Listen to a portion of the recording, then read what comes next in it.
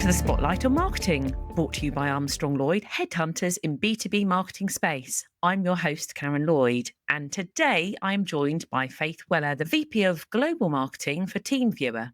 Faith has got over 25 years experience in marketing and is passionate about supporting women in business and driving innovative customer advocacy programs. Today, we're going to talk about building resilient marketing teams and turning your customers into your biggest advocates.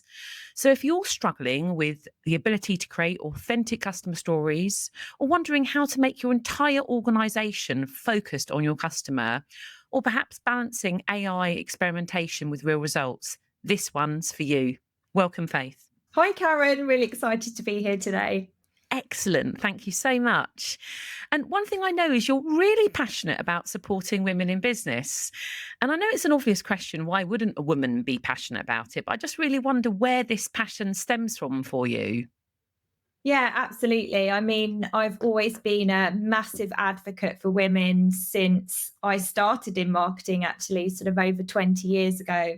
I've always been involved in supporting women in IT and, girls in IT and all those sort of women leadership programs that have been available to women and girls. And when I joined TeamViewer, I wanted to sort of continue that trend of really digging in deeply and getting involved.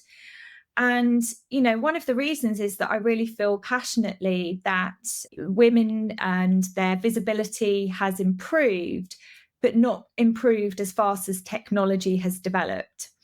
And particularly with my role at TeamViewer being very much involved in sports and technology, I felt like there was a real opportunity for me to start to create a movement, develop some really interesting programs and campaigns to really highlight that there is still this huge gap for women, for gender equality across sports and also in IT. And I really wanted to do something about it. Oh, brilliant. And what did you do? What did I do? Okay, so TeamViewer, we are partners of Manchester United and also Mercedes F1 team. So, I was very much instrumental, and I am instrumental in developing those sports partnerships. And so I wanted to leverage the sports and what we were doing in IT to be able to bring it together to really highlight the gender inclusivity that we need to start promoting. So we created a campaign called She Sport Tech, which was to bring together our sports partners and women who wanted to work in sports technology. And so what we did is we did sort of a big promotion around it to attract women from all types of industries, whether they're sort of early in career, whether they're much later in career, but they all have a passion for learning and developing themselves. And what we wanted to do is offer them grants to further that education. But at the same time, we did pair them with mentors from the sports teams, so Manchester United, Mercedes and TeamViewer, to help them develop and give them confidence to see potential within sports technology roles. So we got 5 women at the end of a very long process that we gave them the grants to. And it was absolutely fantastic. I mean, we took over Old Trafford, which is obviously Manchester United's football ground. A huge poster on the side of it talking about She Sport Tech before one of the football games. We featured not only football players, but also women that worked at Manchester United, which they were just absolutely thrilled about to sort of be elevated on such a main stage. And so as a result of the program, we were able to give these women, some of the women just wanted a computer. So in Africa, they just wanted a computer so they could run their own communities, sports communities, and, create social media around that. Some of the women, or one of the women, should I say, she's actually gone on to forge a career in sports technology for one of the brands, which is absolutely fantastic. So that was the first initiative that we did. And then I wanted to do more. So I really felt like as a result of doing the She Sport Tech campaign, I wanted to get some more deeper research about why is there such a lack of women in sports technology. So we conducted a research with Loughborough University, which is very well known for sports.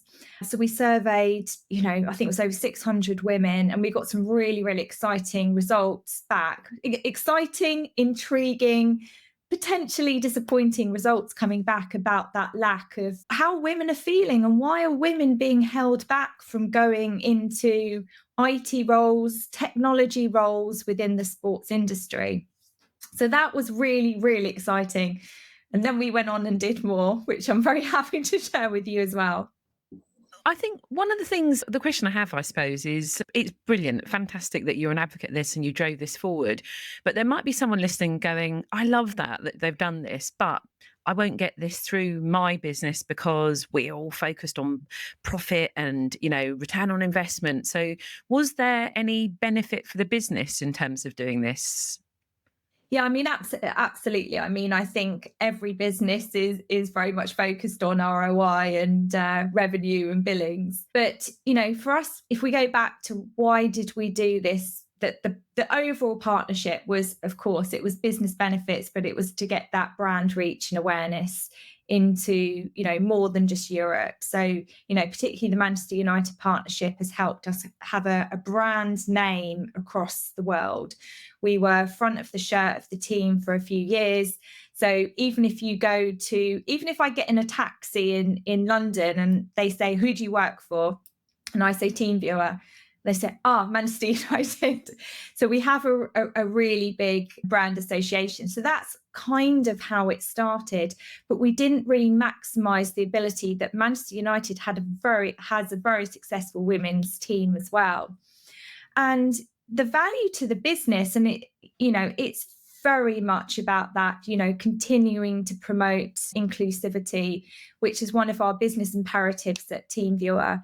We very much have goals around some of these metrics about having more women onto the leadership team and having that split of diversity across the whole of the organization and making sure that we've got that right balance.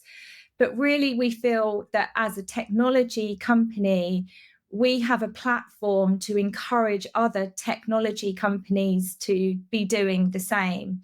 And of course, this is just one of the initiatives that we do. We obviously support schools, we support graduate programs as well.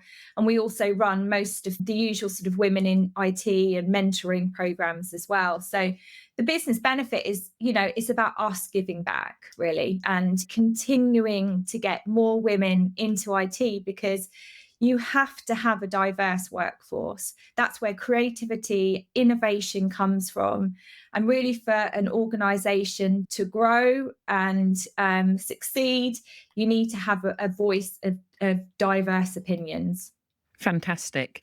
Yeah, you do. And there's so many, we go back even 10, 20 years ago, it was very much dominated by a very particular, it still is, to be fair, a type of person that's tends to be sitting at the top. And hopefully in the next 10, 20 years, people will be coming through the pipeline and we'll see more diversity there. So going back to the customer side in terms of this, how did this program feed into your customer? Because you're obviously very account-based marketing. You've got a very tight, specific customer base. So did this work into your customer advocacy program? Yeah, absolutely. I mean, we have almost 700,000 customers, which we are, constantly advocating, building programs around. And we've got some exciting programs that are in development right now, which we're going to be launching very soon, because everyone wants happy customers. It's very easy to focus on those customers that are unhappy. And of course, we want to hear from those. But we also want to celebrate the happy customers and make sure that we are appreciating their business.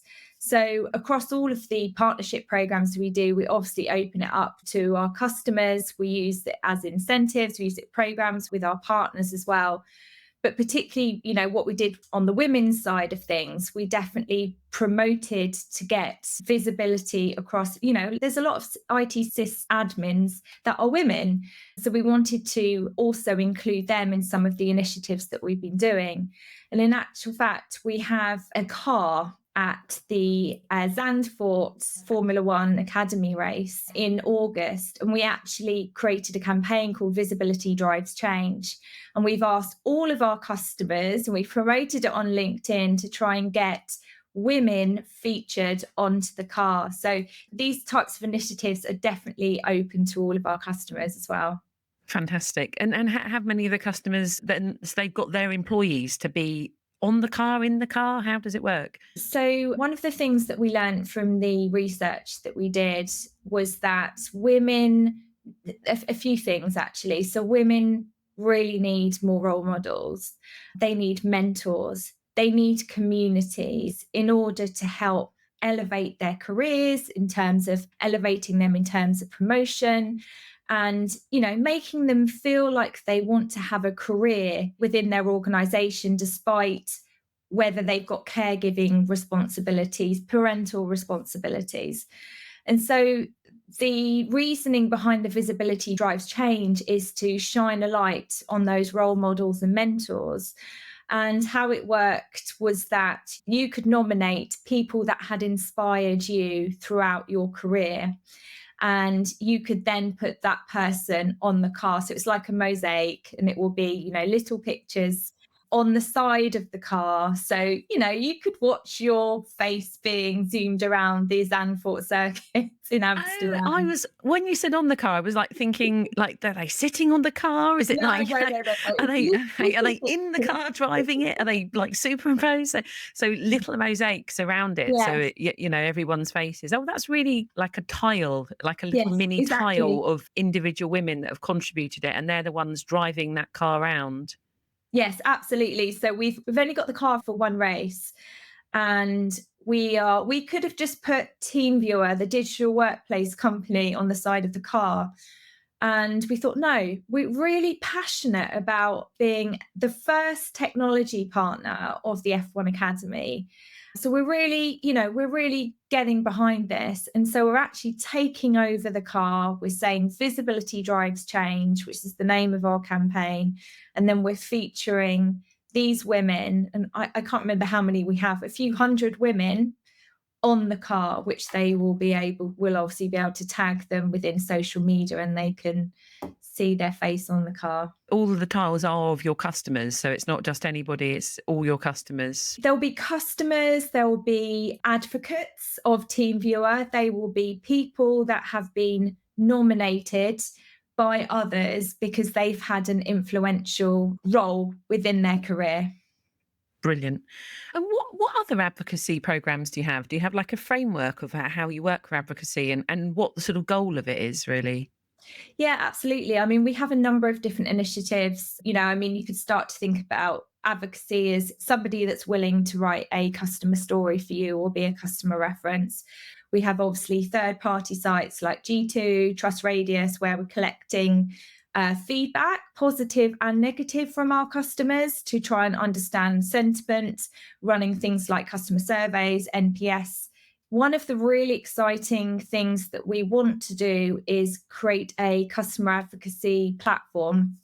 So we're working with a new company as a beta client on this customer advocacy platform to bring together everything. Because, as I said at the beginning, companies often focus on the negative customers, the customers that had the problems and the challenges, but they don't give enough attention to those customers that are loyal. They're happy to advocate for your brand. They're happy to speak at an event. They're happy to do a review or test a product. And so what we want to do is build out this customer advocacy platform to really start to engage and reward those advocates within our base that are willing to speak to us. I mean, of course, and it's not just speaking to us, actually speaking to other customers as well. So we can sort of leverage those advocates to speak to others and say, yeah, do you know what? This is how we've implemented our solution with TeamViewer. These are the challenges. These are the opportunities. And then you can really start to dig into this a little bit more, because I think the world of marketing is changing so much. People are becoming less receptive to having a paid media ad flashing up at them, or a social post, or some of these other digital tactics that, we invest a lot of money into now, which is still very important. But we know that the most valuable asset that we can create is a peer-to-peer review.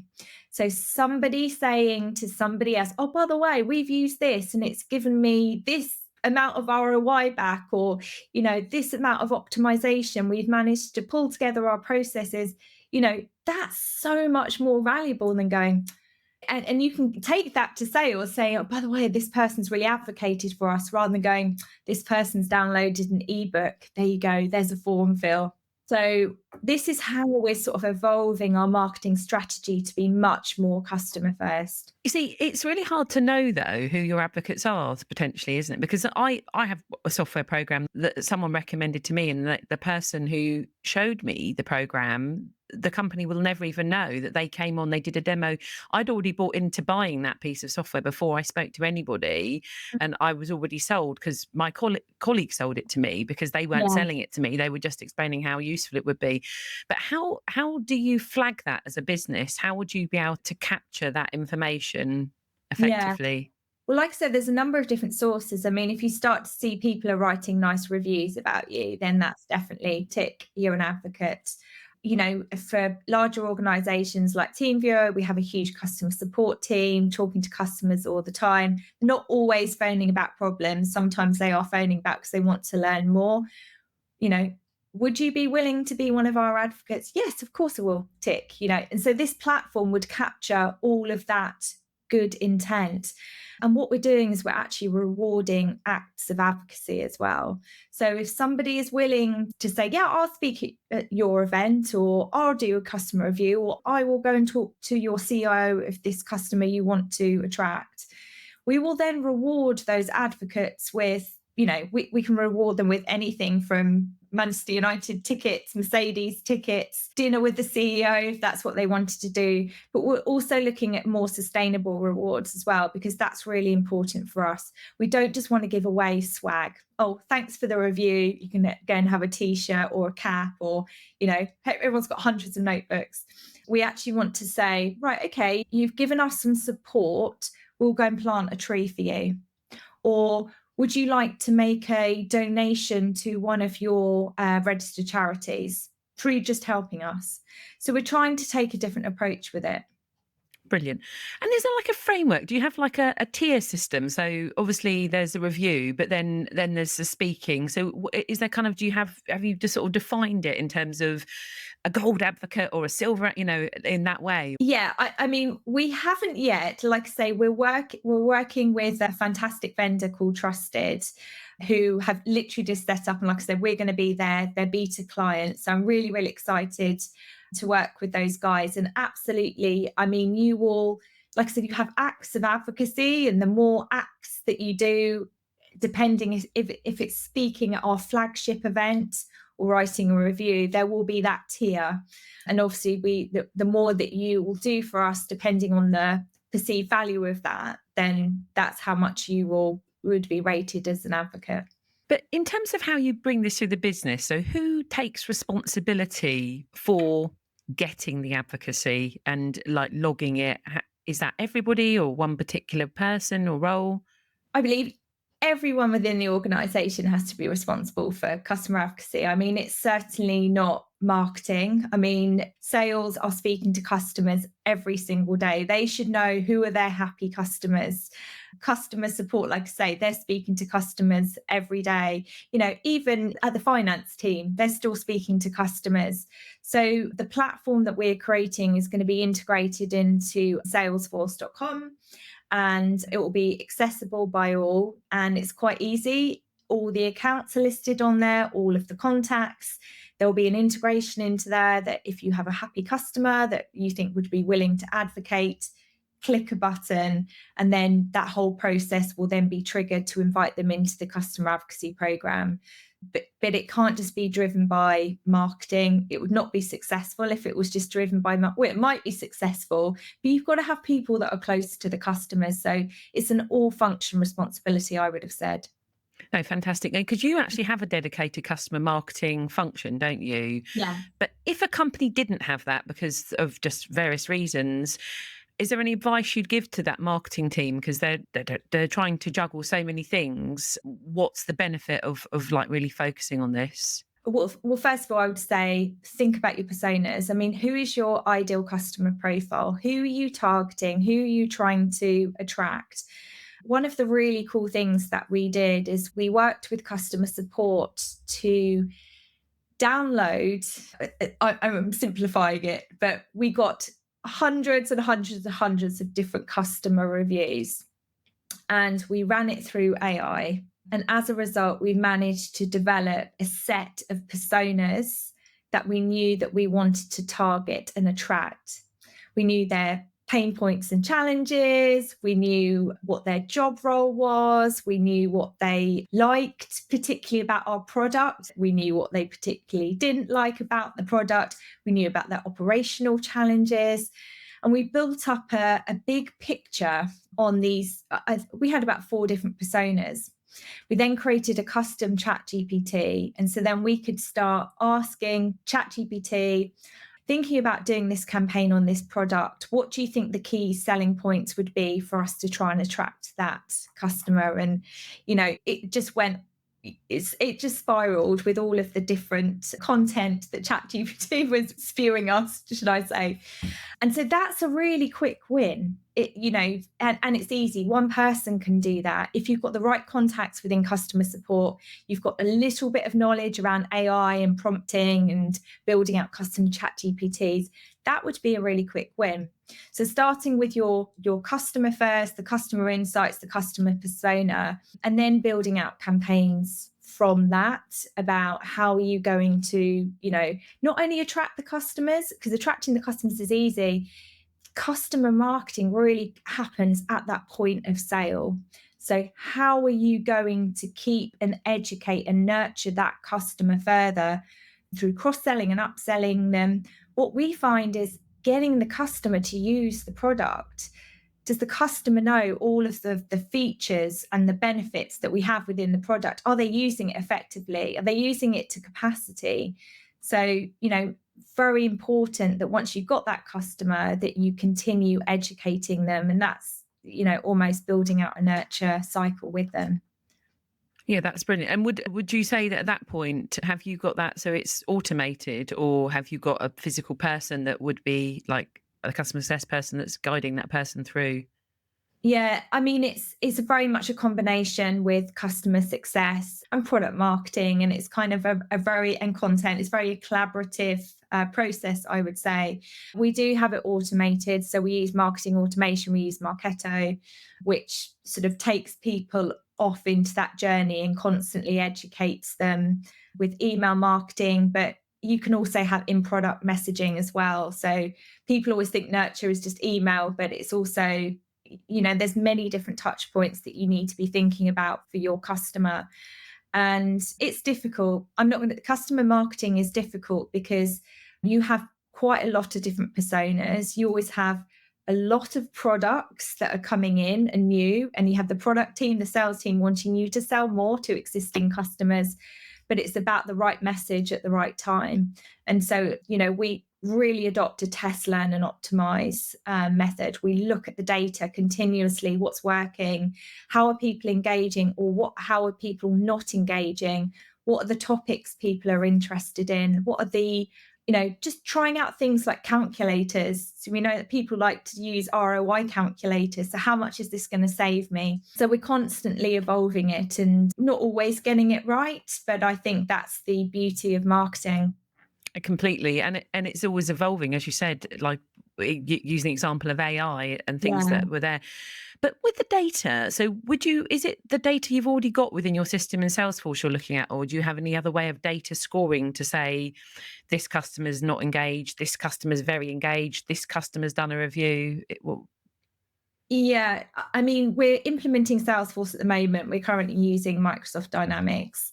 So we can see a number of sort of signals, buying signals, I would say, or not signals of people where we think that they may be through customer research, customer insights, and insights that we get from customer support, you think, gosh, maybe they might be moving to a competitor. It's not completely joined up right now, but that's definitely work in progress. I don't think that there is an ideal platform right now, even in Salesforce, which pulls together all of the triggers and buying signals to really detect, opportunities or people potentially thinking about leaving. I have seen some of that at Cisco, which, obviously have a lot of different platforms, a lot of different inputs. We did manage to run some sort of early warning programs where we could use third-party data and competitor sites to track if customers were starting to engage off Cisco. But I think some of the data protection laws that have come in since is starting to make it quite difficult for companies to do that right now.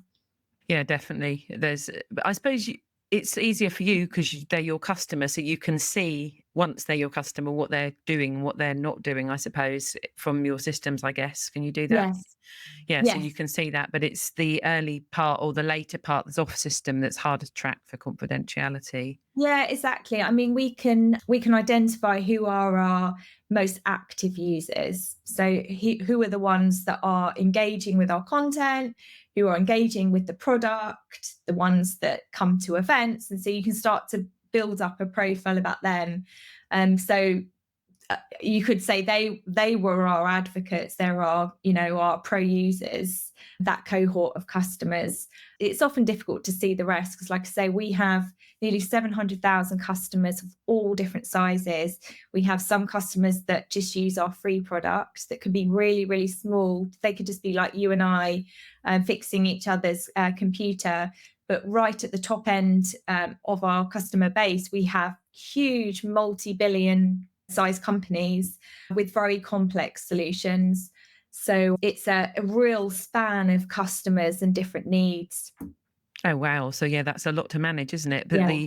the sort of free customers could easily get lost and you may, have the potential to upsell, but you're looking at it's hard when you've got that such a Yeah. range. It must be. Yeah.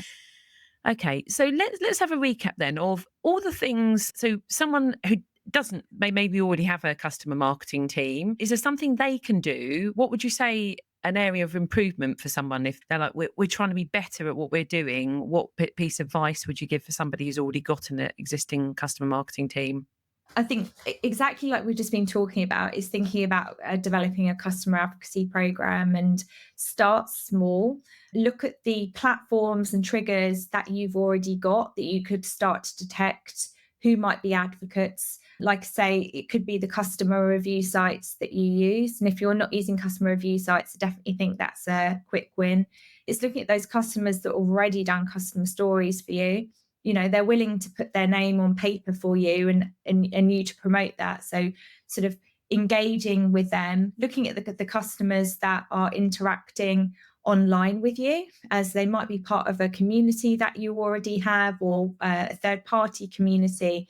And, just start off small and think about, maybe you want to do a customer advisory board, which only has to be 10 people, but those customer advocates could actually come together and give you direction on product development or company strategy or where they are feeling the pinch more, like talking more macroeconomic to gain that insights from them. So I think that probably would be where I would start. Brilliant. And what if someone said, we don't have a customer marketing team, we're a small team, we are focused on brand and we're focused on lead generation. In fact, we're mostly focused on lead generation and maybe messaging and product, but for acquisition of new customers, we don't really have time to do this. It sounds like a nice to have. What would you say to those people? I would say that companies that just focus on customer acquisition are that's not a healthy strategy, because your customers are your most valuable asset.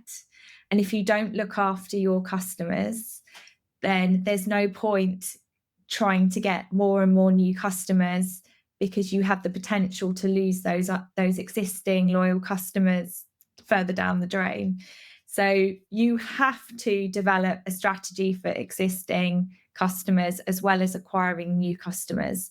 And I think we all know the stats. It's so much easier to keep an existing customer rather than acquiring a new one. So I would say, look at your marketing landscape, look at all the tactics that you're doing, and maybe you could start to diversify some of your resource into having someone focus much more on even customer events. So identifying those customers and thinking about how you could create topics or programs to upsell and cross-sell them.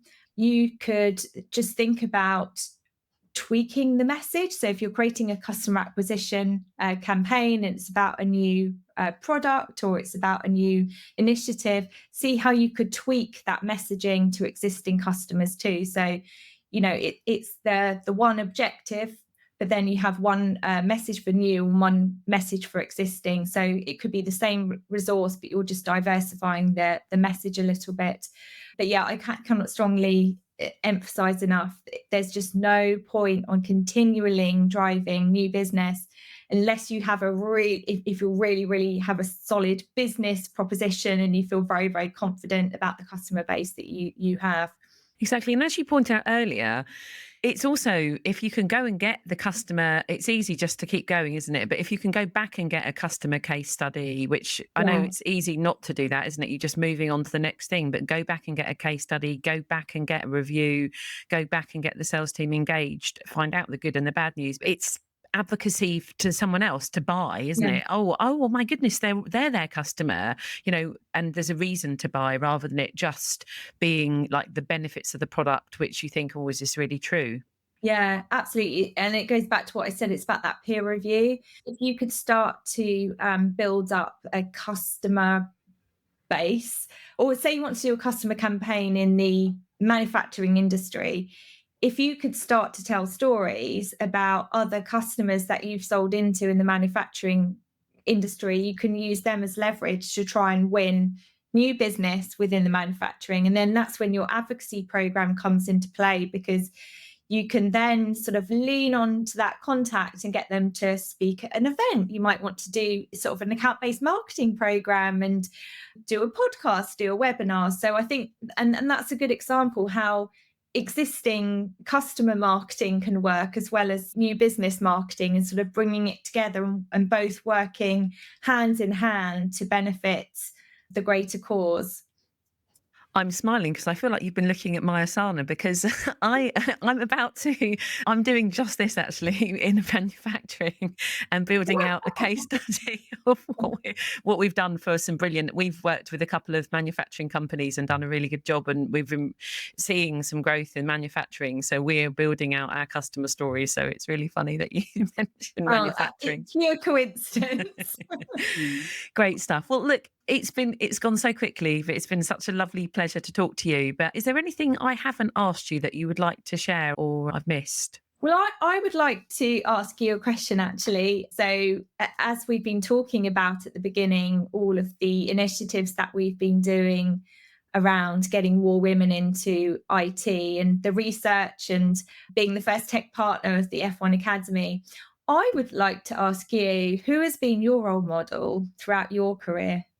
Oh, what a really interesting question. I think I've really ever had a role model, actually, if I'm honest. It's always been a different person. I've often just found somebody I've worked with in a company and I've buddied with that person. So funny enough, most of my role models and people, my peers, have mostly been men. But they're just people I've worked with, and I clicked with them, and I think I got on with them because we have a really open relationship, and they will help me and I will help them, and we'll just go and have a brainstorm. But funny enough, now I reflect, it's mostly been guys they've picked me, actually. They've often said, look, can we work together? And so I've got several people who I have peer-to-peer kind of coaching and role model, but I don't think I've ever had particular role model person or mentor through my career that's a female ever, actually. So that's That's really interesting. I've never heard that response before, but that's very interesting. And that's great for male allies to be there supporting you as well. Yeah, exactly. Who has your role model been? So mine is Emma Roffey. So she was VP of Marketing at Cisco, and so she was my manager for maybe 8 years. And she's now, a very good friend. And she's also who I'm working with on this trusted advocacy platform as well. So I feel absolutely honored that she's asked myself and TeamViewer to be part of this beta program. We just spark together. She's always there for me. She gives me great advice she always says about keeping my powder dry because often I can get, very excited, motivated, but also quite disheartened sometimes. Just like, Faith, keep your powder dry. So that will always stay with me forever. Excellent. I have met Emma before, and she really is very, very knowledgeable. I would say she was one of the pioneers, actually, of customer marketing. And when Absolutely. I've been looking at customer marketing, I remember speaking to her, and she was like streets ahead of most companies with their Yes. framework and their ecosystems in customer marketing. So yeah, that is incredible. So let's check her out as well as Faith, as being advocates have learnt from each other. So yeah, a really interesting question. Well, thank you very much. Thank you, Faith. It's been really interesting. I've learnt so much about customer marketing, but more than also customer marketing, I've learnt about the importance of diversity and having a role model, and actually had a bit of wake up thing with myself of realizing I haven't had a female role model. So thank you. Thank you so much, Karen. It's been an absolute pleasure to be part of this today. Great. Well, I'm very lucky to be a podcast host and speak to brilliant marketers like Faith. And as a passionate marketer myself, I'm also a headhunter and the managing director of Armstrong Lloyd sales and marketing recruitment search firm. So if you're looking to grow your team, or you'd like a conversation about what the current market looks like, please feel free to drop me a line at karen@armstronglloyd.co.uk. I'd love to hear from you. But bye-bye for now. Until next time, keep shining the spotlight on marketing.